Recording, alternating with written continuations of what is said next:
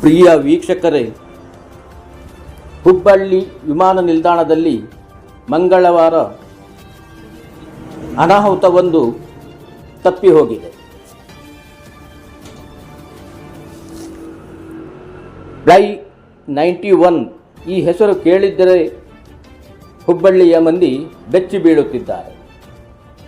ಗೋವಾ ಮೂಲದ ಈ ಸಂಸ್ಥೆ ಕಳೆದ 5 ದಿನಗಳಿಂದ ಕಾರ್ಯಾರಂಭ ಮಾಡಿದ್ದು 5 ದಿನಗಳಲ್ಲಿ 2 ಬಾರಿ ಪ್ರಯಾಣಿಕರಿಗೆ ನರಕ ದರ್ಶನ ಮಾಡಿಸಿದೆ ಎನ್ನಲಾಗುತ್ತಿದೆ. ಈ ಸಂಸ್ಥೆಯ ಸುರಕ್ಷತೆ ಬಗ್ಗೆ ಈಗ ಸಾಕಷ್ಟು ಅನುಮಾನಗಳು ಮೂಡುತ್ತಿದ್ದು ಆತಂಕಕ್ಕೆ ಕಾರಣವಾಗುತ್ತಿದೆ.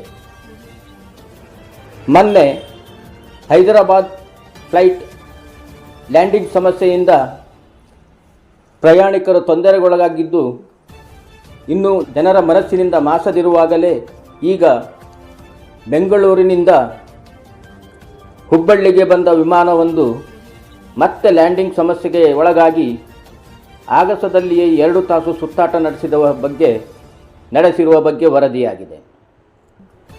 ಮೊನ್ನೆ ತಾನೇ ದೊಡ್ಡ ಅಪಘಾತದಿಂದ ಪಾರಾಗಿರುವ ಫ್ಲೈಟ್ 91 ಏರ್ಲೈನ್ಸ್ ಕಂಪನಿ ಇನ್ನೂ ಬುದ್ಧಿ ಕಲಿತಿಲ್ವಾ ಅಥವಾ ದೊಡ್ಡ ಅಪಘಾತವಾದಾಗಲೇ ಇದು ಎಚ್ಚೆತ್ತುಕೊಳ್ಳುತ್ತಾ ಎನ್ನುವ ಪ್ರಶ್ನೆಯನ್ನು ಪ್ರಯಾಣಿಕರು ಮಾಡುತ್ತಿದ್ದಾರೆ. ನಿನ್ನೆ ಸಂಜೆ ಬೆಂಗಳೂರಿನಿಂದ ಹುಬ್ಬಳ್ಳಿಗೆ ಬಂದ IC 3412 AT 76 ಸಂಖ್ಯೆ ಫ್ಲೈಟ್ನಲ್ಲಿ ಮತ್ತೆ ಲ್ಯಾಂಡಿಂಗ್ ಸಮಸ್ಯೆ ಎದುರಾಗಿ 2 ತಾಸು ಆಗಸದಲ್ಲಿಯೇ ಸುತ್ತಾಟ ನಡೆಸಿದ ಬಳಿಕ ವಿಮಾನ ರಾತ್ರಿ 9:15ಕ್ಕೆ ಲ್ಯಾಂಡ್ ಆಗಿದ್ದು ಪ್ರಯಾಣಿಕರು ನಿಟ್ಟುಸಿರು ಬಿಡುವಂತಾಗಿದೆ. ಮಂಗಳವಾರ ಸಂಜೆ 6 ಗಂಟೆ ಸುಮಾರಿಗೆ 20 ಪ್ರಯಾಣಿಕರನ್ನು ಹೊತ್ತು ಬೆಂಗಳೂರು ಬಿಟ್ಟ ವಿಮಾನ 6:50ಕ್ಕೆ ಹುಬ್ಬಳ್ಳಿಗೆ ಲ್ಯಾಂಡ್ ಆಗಬೇಕಿತ್ತು. ಈ ಮಧ್ಯೆ ಸರಿಯಾದ ಸಮಯಕ್ಕೆ ಹುಬ್ಬಳ್ಳಿಯನ್ನು ತಲುಪಿರುವ ವಿಮಾನ ನಿಲ್ದಾಣದಲ್ಲಿ ಲ್ಯಾಂಡಿಂಗ್ ಆಗಿಲ್ಲ. ಮತ್ತೆ ಆಗಸದಲ್ಲಿಯೇ ಸುತ್ತಾಡಿ 2 ಗಂಟೆಗಳ ಬಳಿಕ ಹುಬ್ಬಳ್ಳಿಯಲ್ಲಿಯೇ ಲ್ಯಾಂಡ್ ಆಗಿದ್ದು ಈ ಬಗ್ಗೆ ಹಲವಾರು ಅನುಮಾನಗಳನ್ನು ಮೂಡಿಸಿದೆ. ಈ ಮಧ್ಯೆ ಉತ್ತರ ಕರ್ನಾಟಕ ಜನರ ಜೀವದ ಜೊತೆಗೆ ಫ್ಲೈಟ್ 91 ಸಂಸ್ಥೆ ಚೆಲ್ಲಾಟವಾಡುತ್ತಿದೆಯೋ ಎನ್ನುವ ದೂರುಗಳು ವ್ಯಾಪಕವಾಗಿವೆ.